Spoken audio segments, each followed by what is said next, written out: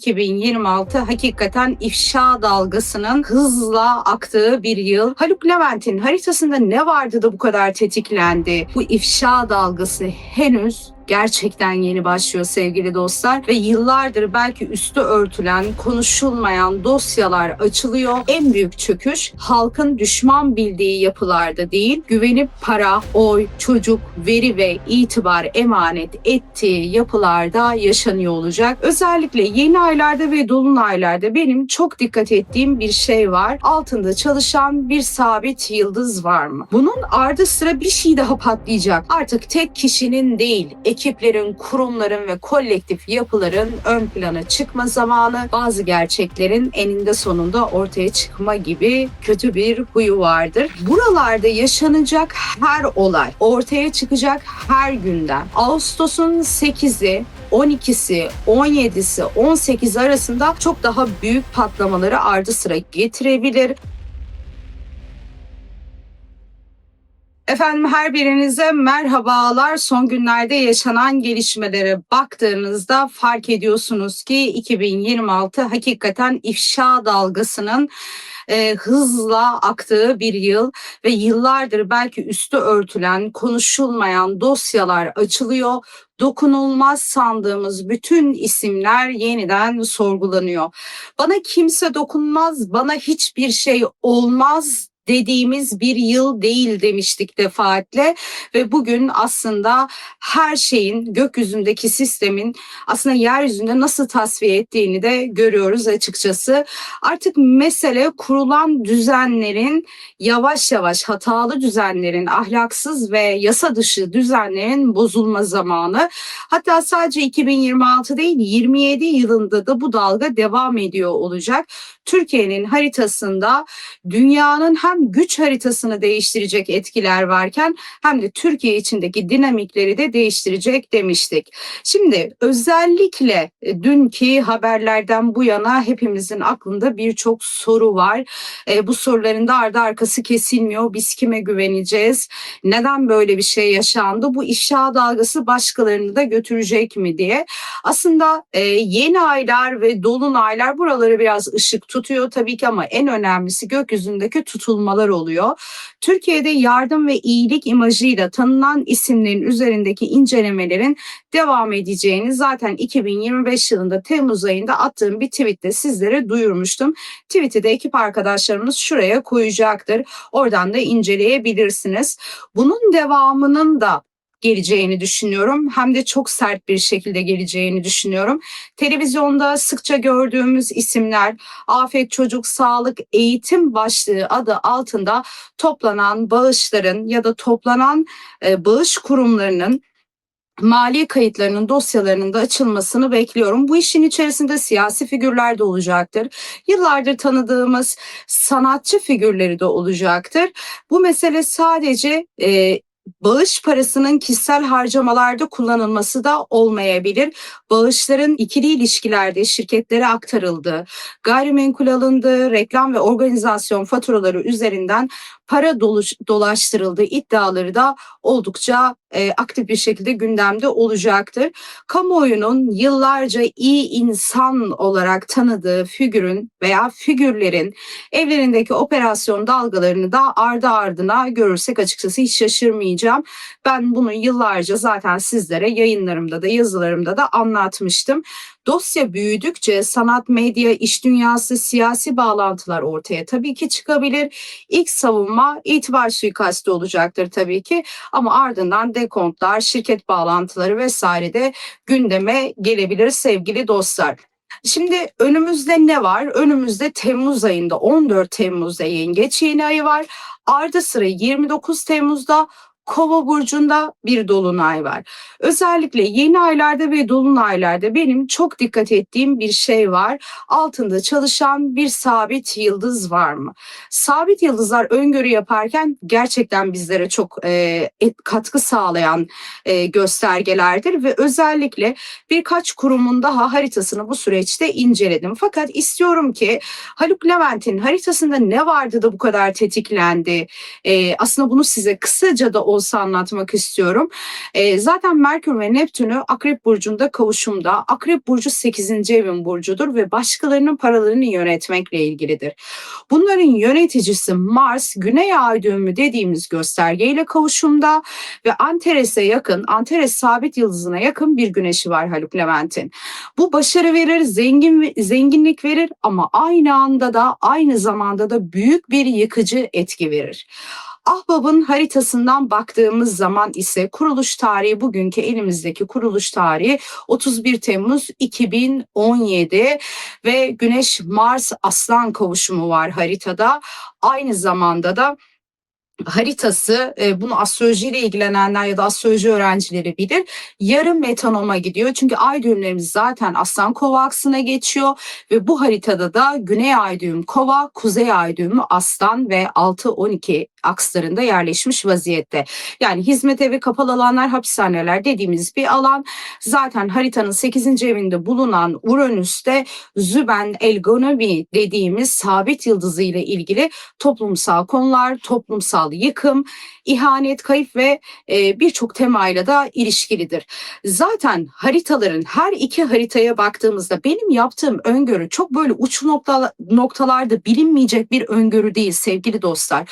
Bu haritaları açan her astroloğun aslında yapabileceği bir öngörü. Çünkü derneğin haritasında zaten Jüpiter Plüton karesi var. Bu çok büyük paralar demektir. Üstüne Satürn tek kareye gelmiş. Üstüne 14 Temmuz'daki Yengeç yeni ayı da burayı çok fazla kurcalıyor. Fakat ilgi çekici bir şey daha var. Bunun ardı sıra bir şey daha patlayacak mı? Evet, patlayacak. Bir medya kuruluşu olabilir. Bir medya kanalı olabilir. Bu medya kanalının sahibi de tanınan bir isim olabilir ki kendisinin haritasına da baktım. Haritası da çok iç açıcı değil. Kendi kurduğu bir medya kanalının da haritasına baktım. O da çok iç açıcı durmuyor. Bu medya kanalı ya da medya ismi, çok açıkça isim vermeyi doğru bulmuyorum ama işaret ettiğim noktayı birlikte görüyor olacağız. Onun da Güney Ay düğümü Kova'da ve Kuzey Ay düğümü Aslan'da. Şimdi biz Aslan Kova aksı tutulmalarına gidiyoruz arkadaşlar. Bu çok önemlidir. Burası dijital medyanın, ünlü isimlerin aslında alaşağı edildiği bir dönemdir. Astrolojide gökyüzü diyor ki Jüpiter Aslan'da, ay düğümleri Aslan Kova aksına geçiyor. Jüpiter yazılı olmayan ahlak kuralları ile ilgilidir. Kim sınıfta kaldı, kim sınıfta kalmayacak biz bunu görüyor olacağız.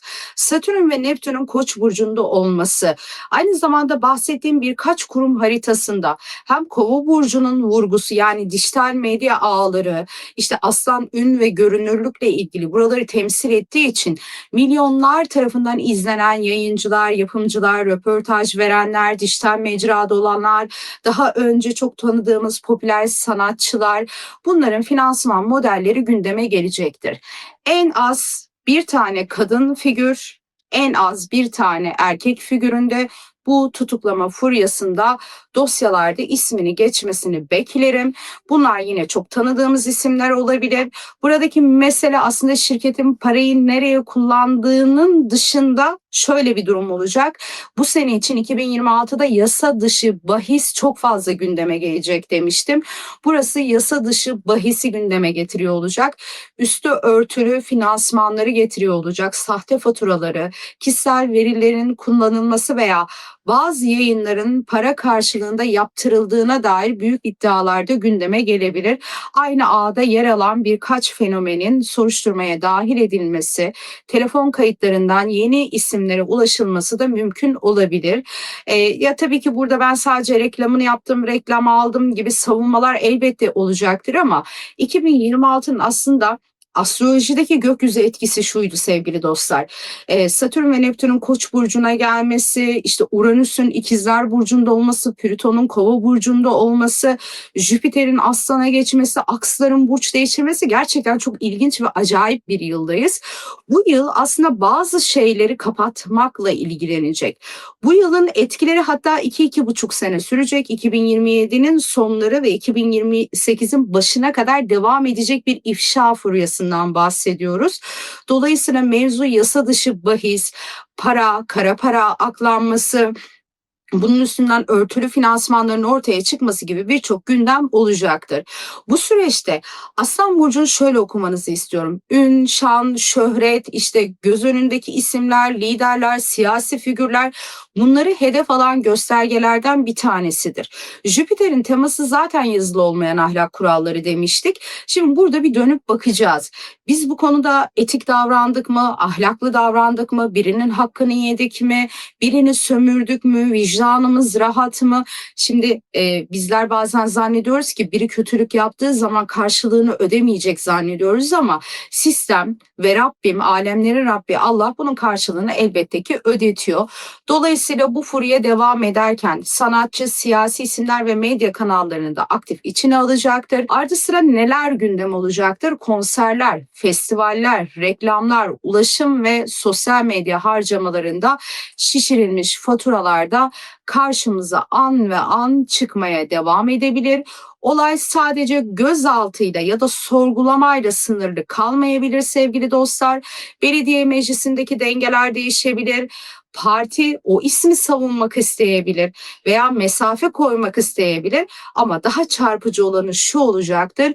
Aynı soruşturmanın karşı siyasi bir cephedeki belediyeye uzanması çok mümkün görünüyor. Gökyüzü affetmez, olanı açığa çıkarır. Bu ifşa dalgası henüz gerçekten yeni başlıyor sevgili dostlar. Böylece meselenin de tek taraflı bir operasyon olmadığını ya da tek taraflı bir operasyon görüntüsünden çıkararak belediyelerin finansman sistemlerini sarsan büyük bir dosyaya dönüşebilir.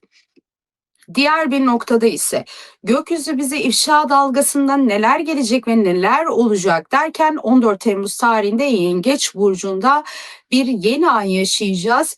Kastor sabit yıldızı çok önemli sabit yıldızlardan bir tanesidir. Daha evvel de bahsetmiştim, sahtekarlıkla da ilgilidir.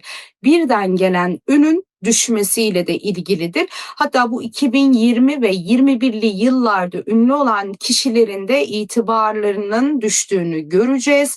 Aynı zamanda yengeç, aileyi, vatanı, çocukları ve korumaya muhtaç olan kişileri bizlere gösterir. Önümüzdeki süreçte ne olacak?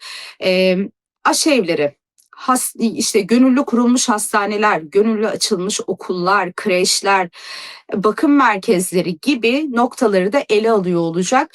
Burada yine tanınan isimlerin ifşa dalgalarını görebiliriz. Aynı zamanda bakım merkezleri, tüp bebek merkezleri ve çocuklara hizmet veren bir sağlık zinciriyle ilgili inanılmaz bir dosya açığa çıkabilir. Burada gereksiz tedaviler, yanlış raporlar, devlet ödemelerinin usulsüz kullanılması, sahte kayıtlar, ailelerden saklanan tıbbi bilgilerde kamuoyunda açıkçası infial yaratabilir. Kurumun sahibi toplumda tanınan, hayırseverliğiyle öne çıkan bir iş adamı da olabilir, bir sanatçı da olabilir, tanınan bir isim de olabilir. Bazı doktorların bu noktada ifadeleri kurum içinden sızan yazışmalarla olayın tekil bir hata olmadığını da bize gösteriyor olacak.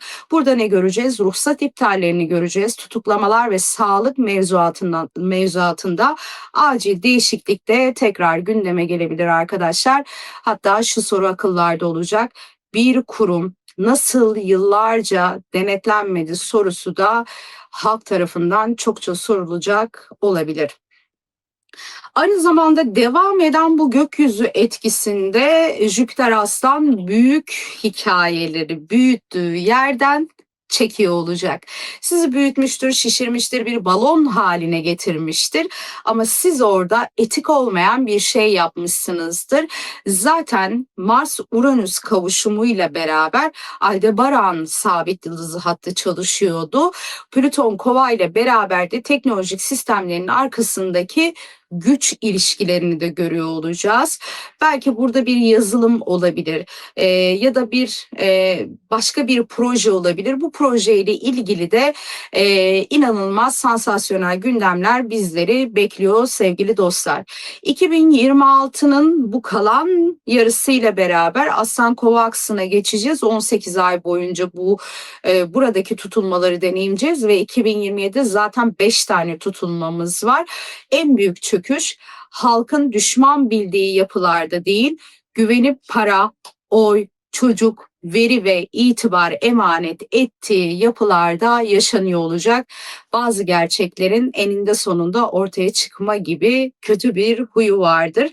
Dolayısıyla önemli gündemleri ve önemli zamanları ard arda yaşıyor olacağız.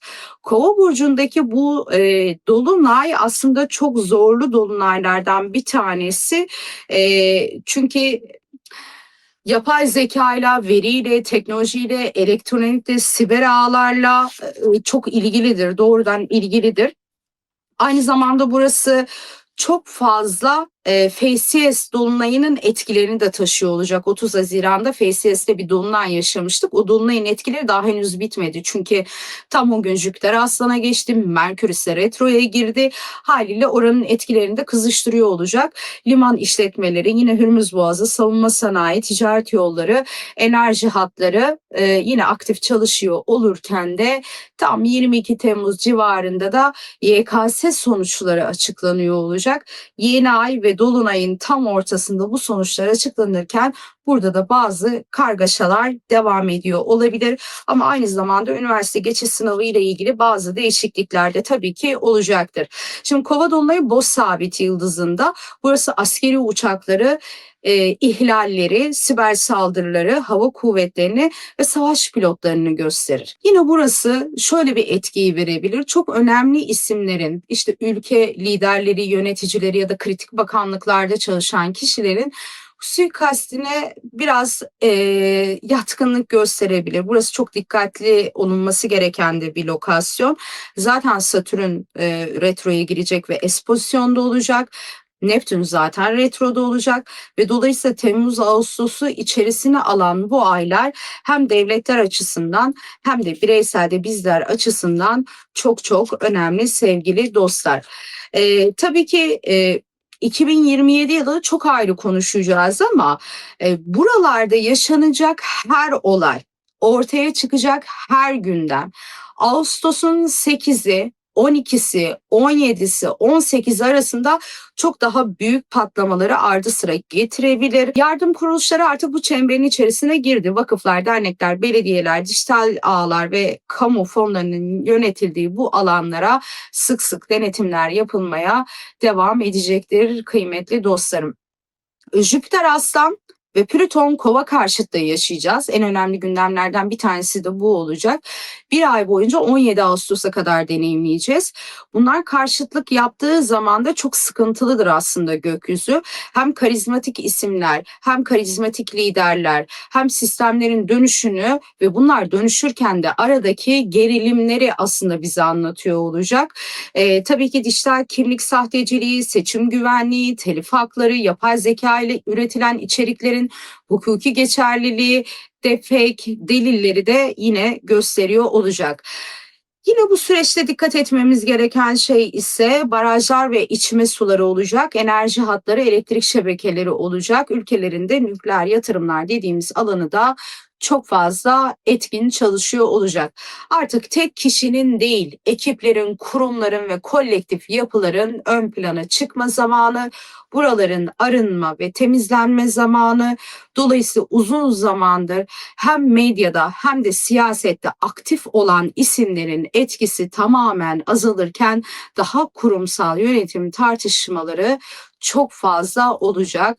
Gerçek olan insan mı, veri mi tartışmaları devam ederken üstüne de ifşa dalgaları aslında birçok kolektifsel olarak birçok bilginin ortaya sızılması demek.